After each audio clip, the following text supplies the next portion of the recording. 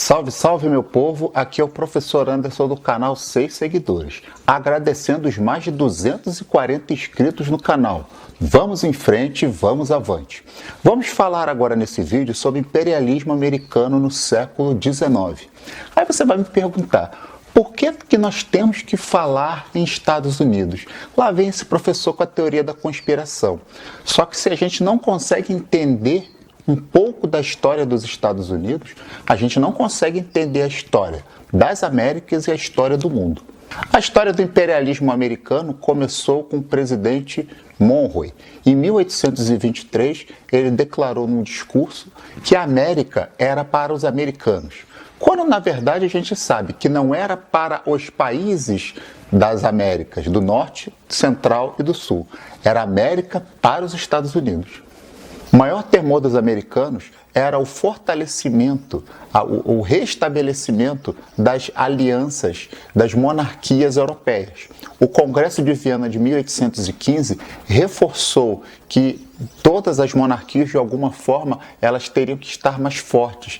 Colônias das Américas eram colônias espanholas. Com o enfraquecimento da coroa espanhola e vários movimentos de independência, temia-se que essas potências europeias fortalecidas no Congresso de Viena tentassem recolonizar essas nações.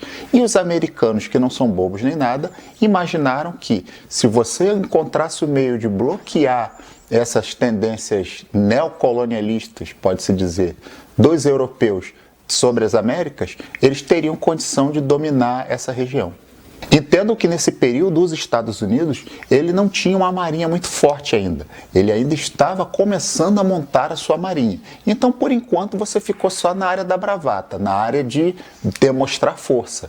Lembre-se que a Guerra Civil Americana, que uniu os Estados do Sul contra os Estados do Norte, os Estados do Sul são os confederados, são os que queriam manter a escravidão, e o Norte era mais industrializado e queria o fim da escravidão, mas lembrando que no Norte ainda existiam escravos, mas só que em muito menos quantidade. Com essa guerra civil que durou de 1861 a 1865, os Estados Unidos não tinham condição de intervir no conflito. Essa situação de inferioridade na questão da marinha e na questão econômica mudou um pouquinho em 1891. Em 1891, os Estados Unidos passaram a ser um pouco mais agressivos nessa diplomacia da América para os americanos. Na verdade, eles começaram a adotar o que foi chamado no período histórico de diplomacia do dólar. O que era a diplomacia do dólar? Era com o seu poder econômico, você de alguma forma comprometer esses novos países, com dívidas. Eles tinham dívidas com países europeus, mas você passaria a ter menos dominação por parte dos europeus e mais dominação perante aos próprios americanos. Em 1891, você começou a ter muitas interferências, muitas intervenções militares em todas as Américas. A política mais agressiva dos americanos, eles passaram a intervir militarmente e diretamente em vários países da região. Só para vocês terem uma ideia, Cuba, Porto Rico, foram conquistados com a Guerra Hispano-Americana, que foi a guerra da coroa espanhola contra os americanos. As Filipinas também ficaram com os americanos ao final desse conflito. E nós tivemos também a anexação das Ilhas Virgens, que foram compradas da Dinamarca. Naquele período também, do século XIX, o Alasca foi comprado dos russos por aproximadamente 7 milhões de dólares. Os americanos entendiam que eles tinham um destino manifesto. Que destino manifesto era esse? Era de civilizar todos os países das Américas. Eles se entendiam como uma raça superior que tinham como dever civilizar todas essas nações. E nós temos também o corolário Roosevelt, Theodore Roosevelt, que fez a teoria do Big Stick, em que ele dizia simplesmente o seguinte, que se você tivesse que chegar lá com um grande porrete para fazer que os interesses americanos continuassem, isso iria ser feito sem nenhum tipo de culpa.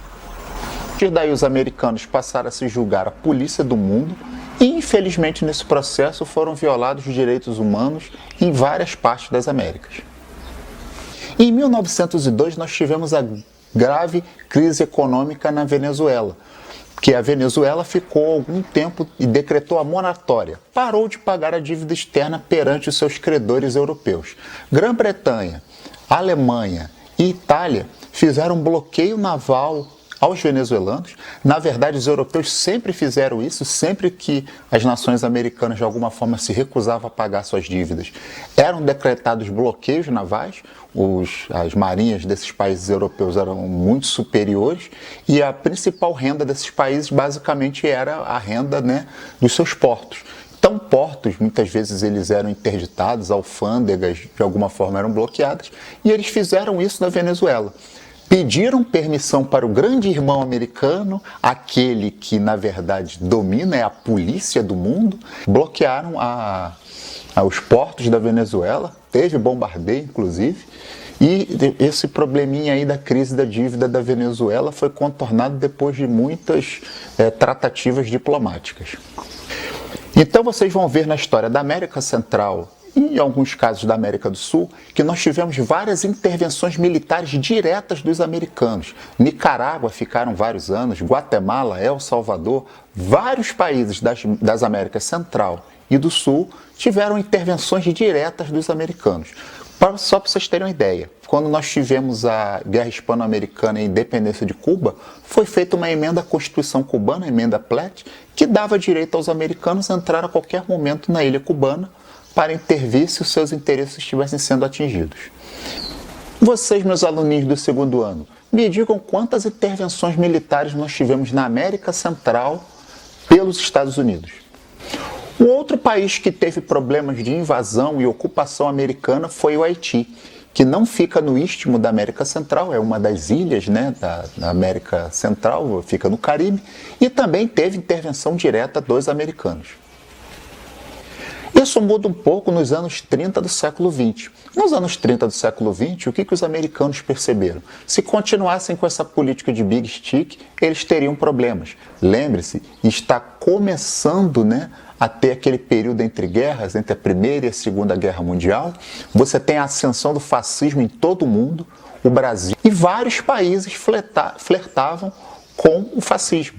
Então, os americanos eles começaram a diminuir um pouco a pressão em cima dos países da América Latina e começaram a adotar a política da boa vizinhança. Qual era a política da boa vizinhança? Basicamente, você fazia investimentos americanos na região, você passava um pouco de tecnologia. Qual era a ideia, basicamente? Era trazer esses países ao lado dos americanos num possível conflito e que acabou realmente acontecendo, que foi a Segunda Guerra Mundial. Só para vocês terem uma ideia, no caso do Brasil, né, graças a essa política de boa vizinhança, o Brasil conseguiu a CSN, a Companhia Siderúrgica Nacional, em Volta Redonda. Em troca, os americanos montaram uma base naval em Natal, no Rio Grande do Norte. Acho que eu vou botar um videozinho falando sobre isso aqui, uma história bem interessante sobre a base americana em Natal. Uma outra coisa que os americanos trabalharam e muito bem, na verdade trabalham muito bem até hoje, é a invasão cultural. O que seria invasão cultural? Você agora não passa mais uma imagem estereotipada, uma imagem preconceituosa do pessoal da América Latina. Você passa a tratar eles bem no cinema, nos jornais. E só para vocês terem uma ideia, o governo Vargas tinha o DIP, que era o Departamento de Imprensa e Propaganda. Eles trabalhavam em parceria com os americanos para melhorar a imagem do Brasil para os americanos. Um exemplo de personagem de Walt Disney que homenageou os brasileiros foi o Zé Carioca. Um outro exemplo também era Carmen Miranda, que era um símbolo, né, de uma pessoa, né, que levava a imagem do Brasil para o exterior.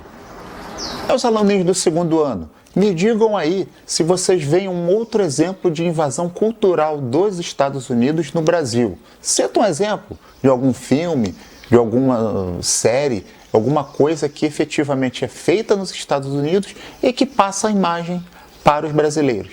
Vocês vejam que a política imperialista dos Estados Unidos, ela muda de acordo com a sua própria conveniência. Isso mostra também um pouco como nós temos uma mentalidade muito arraigada do tempo da colônia. Seja no tempo dos espanhóis, seja no tempo dos portugueses e seja no tempo dos americanos. Hoje, os donos da bola são os Estados Unidos e eles adotam essa política imperialista desde o século XIX. Falou, minha gente? Um abraço a todos e bons estudos!